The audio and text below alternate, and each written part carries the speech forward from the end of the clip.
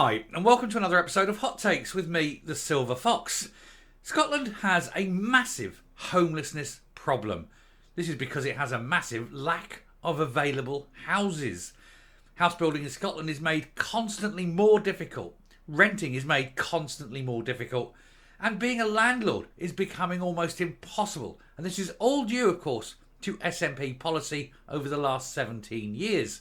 And of course, with the Greens pushing for heat pumps and the various different rules they want to bring in, the problem is going to get worse. Homelessness will increase because there quite simply is no way for people to gain access to properties they can either afford or indeed find in the case of rented properties, as so many landlords leave the market. This is a bad enough thing in itself, but one of the functions of homelessness is the huge cost to human life. And a record number of people died on the streets last year in Scotland. Scotland that purports to be a Western democracy, a wealthy Western country that should have nobody dying on the streets from homelessness. This should bring nothing but shame on the SNP. But of course they're quite incapable of feeling shame, and they'll probably blame the victims for their own evil policy decisions. Let's have a look at this and see how bad it is. Here goes. So SNP's National Disgrace, as 244 people die while homeless in Scotland. You're getting on to almost one person a day dying on the streets. And yet Scotland has got a lot of land.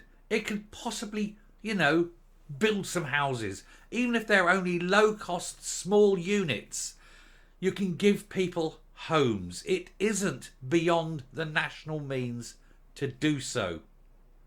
And yet, apparently it is. And of course, you've got the likes of the little... I'm going to have to be very careful on what I was about to use the description of there. Let's just call him gentleman. That's a very beneficial term, isn't it? Patrick Harvey, who wants to effectively destroy Scotland's house building industry by insisting heat pumps go in. That means that the entire Scottish house building industry will collapse, because by putting the heat pumps in, ups the price by about £30,000. So those who are on the cusp of affordability just won't be able to afford them. You've got those who could afford them but will look at them and go, no, don't want that, and will buy a gas house. So all that happens is you're going to have all these houses built in the first stage. They've all got heat pumps. Nobody's buying them. Of course, then the building companies don't have the cash flow to then carry on building. And until those are sold, and it will take a lot longer, they can't carry on. The whole house building, descends. It puts the contractors out of work. It puts all the tradesmen out of work. It puts all the supply lines out of work. And then, of course, you get the likes of B&Q and Homebase or whatever, and they all, have reduced sales because people aren't moving into new homes and then upgrading furniture and things like that. It is a massive, massive disruption to the economy, and all because a tiny little elfin man needs to have a legacy that isn't one of complete tosspottery.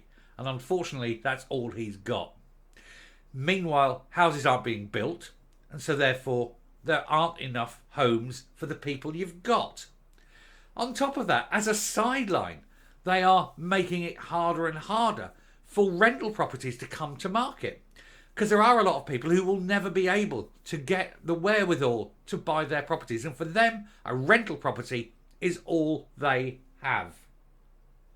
It's their only option. But by constantly attacking landlords and making it harder and harder, a lot of people will be leaving the sector. And this is what happens. And so there are fewer and fewer rental properties on the market, which means more and more people will not be able to find a home.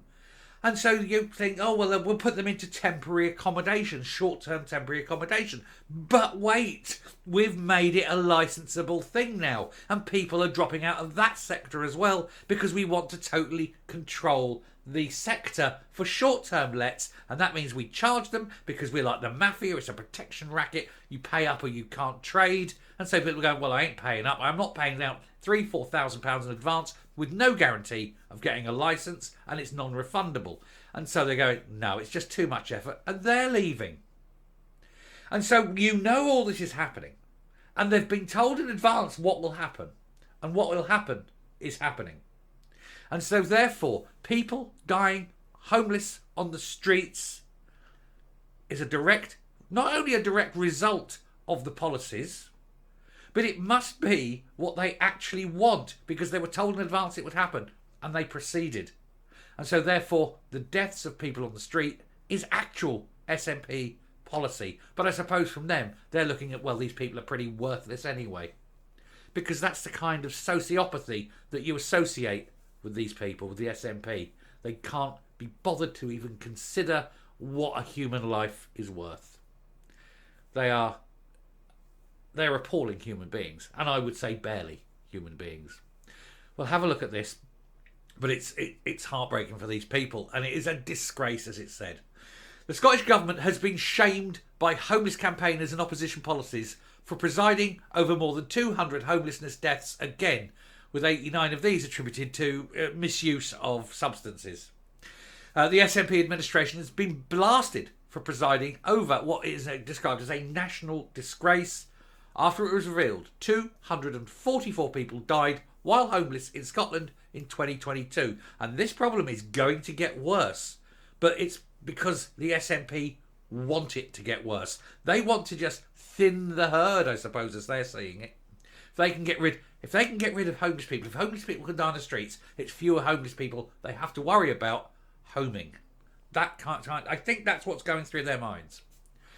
Critics and campaigners shamed the nationalist government for these horrific figures, which were blamed on policy failures and inaction. No, not policy failures. That was what they're trying to achieve through their policies. Since they knew in advance this would happen and they proceeded, then that must have been deliberate policy. Let's not protect them by use of speech. Let's call it as it is. They are deliberately enabling people to die on the streets due to the fact that they have got no humanity or empathy with human beings whatsoever. The National Records for Scotland said it is not statistically significant. This is horrific.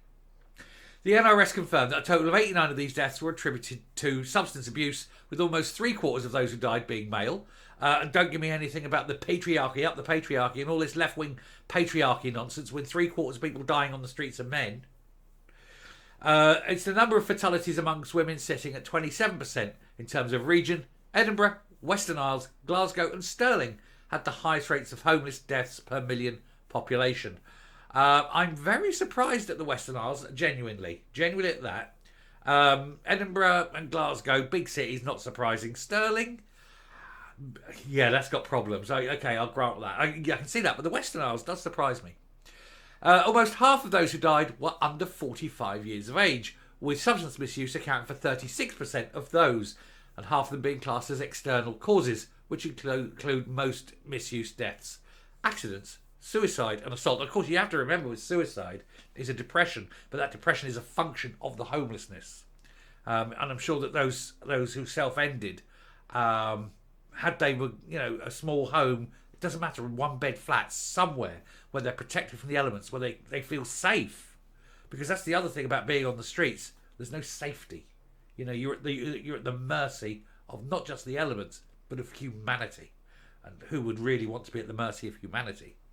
And of course, it is very depressing, and that is a major issue.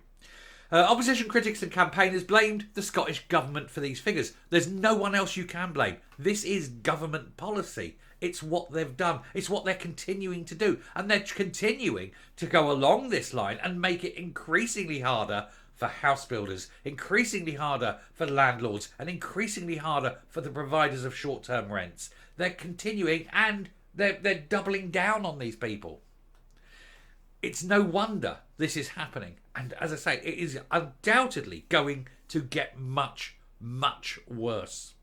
But that's what happens when you have no humanity, when you have no consideration of human beings.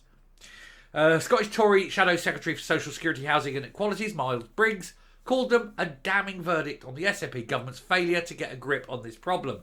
He added, every one of these deaths is a tragedy, and the numbers remain stubbornly high. It goes much wider than the substance abuse deaths, which have been a long-standing source of shame for this government. And again, that is a policy decision that they made.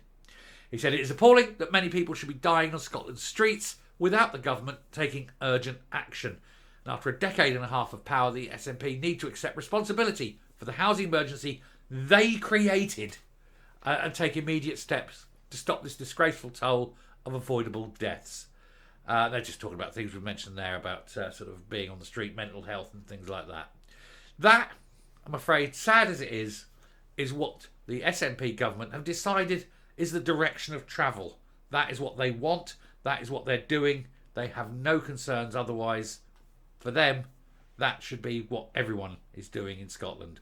Except for the elite, of course. Except for their own supporters. If you don't support the SNP, they think that's what you deserve. I'm coming up. Now, of course, you're going to get the wild-eyed loons of the SNP supporters who think this is all Westminster's fault. But let us just point out, it is not Westminster that's licensing short-term lets. It's not Westminster that's making life incredibly hard for landlords and insisting on no rent rises, and that it is going to be more tenants' rights and virtually impossible to get rid of tenants, and therefore making the landlords sell up and get out of the sector. And it is not Westminster that's enforcing this stupid build requirements on new homes that will utterly destroy the housing market. It's all down to the SNP. 17 years of deliberate policy resulting in people dying at the rate of more or less one a day on the streets, and it is deliberate policy. They were told what would happen, they knew what would happen, and they pressed on knowing that.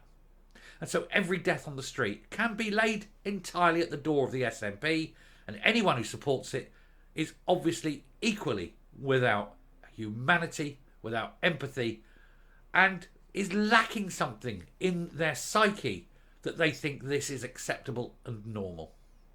I'm stopping there. Thank you very much for watching. It is a disgrace and it does need to be addressed. And every time you see a homeless person, think it could be you. Circumstances were different. It could be you. There's not much you can do. You can give them a couple of quid, but it isn't going to help them. It's got to be a decision by government. Till next time, stay safe, stay well, be thankful you're warm and dry, and goodbye.